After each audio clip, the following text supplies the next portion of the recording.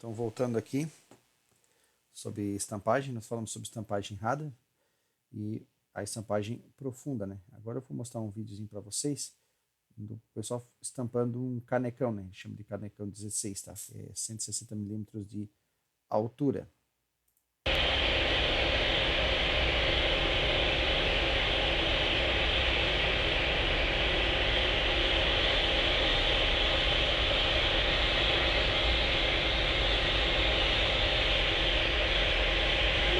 Cadê? Por causa desses canetas aqui marcados.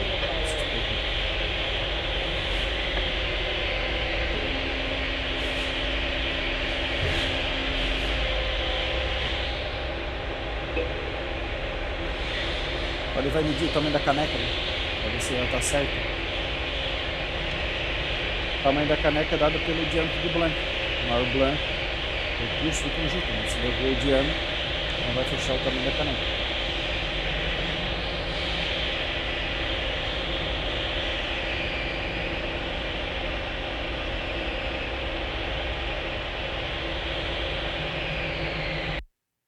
Então, tá aí o negócio. Então, praticamente, vocês notaram, tipo, para conseguir levar o material até naquela profundidade, o material realmente tem que ter uma deformação, uma capacidade de deformar, é bem interessante, tá? Bom, então na parte de estampagem tem algumas nomenclaturas que são importantes, tá? Olha só, ela tem uma pequena diferença, né, se nós formos notar, né? Por exemplo, essa diferença aqui, né? Ó. Esse aqui tem um raio, né? A gente tem um raiozinho aqui, né? Esse raio aqui é importante analisarmos. Isso na parte de corte não tem, né? Ele é um canto vivo. Aqui ele vai assegurar que esse cara aqui não se arrebente, né, na hora que eu estiver estampando. É um dos. Tá? Esses dois raios aí, o raio da matriz e o raio lá do punção. Então tem algumas nomenclaturazinhas que a gente tem, que é o diâmetro do punção, né? Eu tenho o diâmetro da matriz. O diâmetro da matriz está aqui, né? O diâmetro do punção está aqui em cima. Eu tenho a folga entre punção e matriz, né? Essa folga que está aqui, ó. Essa folga aqui, ela tem que ser maior que a espessura da chapa, né? Porque se ela for menor, ela vem cavalar aqui, ou ela tranca aqui dentro, ou ela corta quando cai. Se você quase no limite, ela pode trancar o conjunto aqui dentro, na hora que bater, quando voltar, arranca tudo, quebra tudo aqui, não, você não consegue. Aí, acontece muitas vezes, né? Você tem que estar destrancando, que ele está preso aqui, né? O punção prendeu na matriz.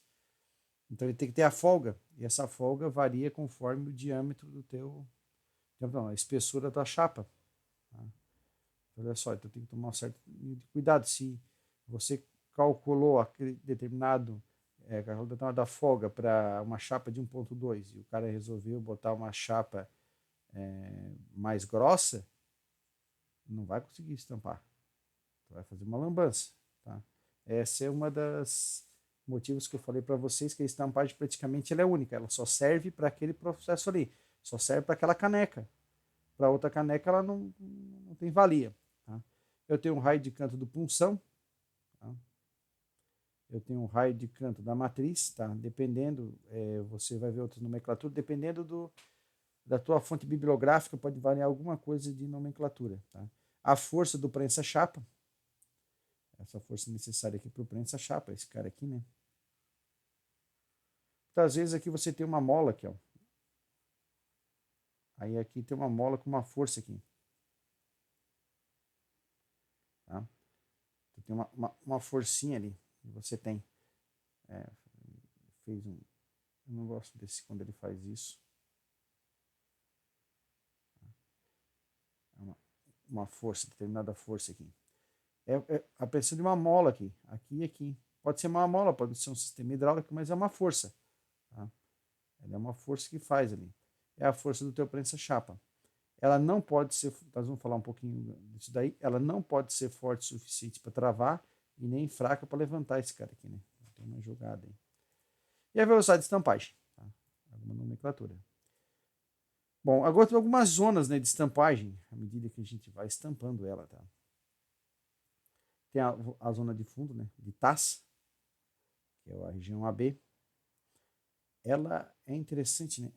Quando ela começa a formar aqui, ó, ela meio que se a gente for medir, esse cara aqui meio que faz um arco. Vamos exagerar, tá? Aqui, ó, ela tem uma distância entre o punção e esse conjunto. Ela não encosta bem aqui, tá? Por quê? Porque ela meio que ela flexiona aqui nela. Tem uma flambagem aqui assim, ó. Essa aqui é uma região importante, né? Uma região de comércio de dobra, né? Oh, meu Deus do céu. Ela começa a dobrar, quando você começa a baixar ela, ela vai dobrando esse cara ali, né? Então, ela meio que trava o conjunto e ela tem um estiramento, né? Você acaba estirando. Então, são pontos importantes que a gente tem. Eu tenho a zona de raio de punção, né? Esse ponto ali, se a gente for um raio muito pequeno, a gente pode literalmente cortar a chapa de fundo. Eu tenho uma zona cônica, tá? Eu tenho uma zona de raio de matriz e a zona do meu prensa chapas, tá? São as zonas de trabalho que a gente tem. Vamos olhar cada uma delas com mais carinho. Vamos lá, as zonas de estampagem aqui, ó. Essa zona de chapa, de taça. Zona de fundo de taça. Esse é um nome que o Paulo Martins dá. O trabalho dela é praticamente aqui, né? Então você tem uma força praticamente nesse sentido aqui, assim, ó. E aí, o que isso faz? Ela traciona. Ela tracionando ali, eu vou meio que diminuir a espessura dela, tá? Nesse canto ali. Esse é o tipo da parte de sujeitação dela. Essa é uma zona que não dá problema, por incrível que pareça. Tá? Se você tem um esforço muito exagerado, ela vai tender a quebrar em outro lugar. Ela tende a quebrar aqui, ó. Né? Por que é aqui que tende a quebrar? Né? Olha só. Esse cara aqui, né? Olha só aqui embaixo, aqui nesse ponto aqui, ó. Aqui eu tenho compressão, tração, né? Então aqui eu tenho tração. Aqui nesse ponto aqui eu tenho compressão. Aqui nesse cara aqui, dependendo do arco que tu faz aqui, lembra de dobramento que a gente tinha? Pois é, se dependendo desse cara aqui, como é que eu acabo dobrando, eu acabo jogando um esforço gigantesco aqui nessa zona. E aí ele migra uma trinca exatamente aqui. E ele acaba quebrando. Tá? Muitas vezes está estampando, puf, quebrou um parte só do material. Por quê? Porque o índice de anisotropia desse material, lembra que a gente estudou a aula passada, né? Esse índice de anisotropia ele vai começar a dar algumas diferenças, tá? Então, no sentido do laminador dá certo, no sentido perpendicular já não dá. E ele estoura no fundo do caneco quando você bate, ou da tua peça quando você está batendo, exatamente por esse fenômeno de tração.